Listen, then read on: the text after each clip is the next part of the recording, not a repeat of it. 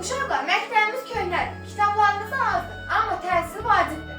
Siz gələcəyin alimləri, mühəndisləri olacaqsınız. Buyur Mələk. Müəllimə, niyə bizim məktəbə kömək edən yoxdur? Kaş bizə də yeni kitablar və kompüterlər olaydı.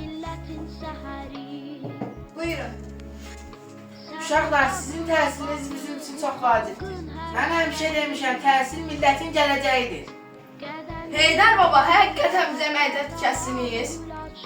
Bəli, sizin yeni kitablarınız, yeni kompüterləriniz olacaq. Siz savadlı, vətənə layiqli övlad olmalısınız. Sağ olun Heydər Əliyev. Sizin sayənizdə uşaqlar gələcəyə ümidlə baxır.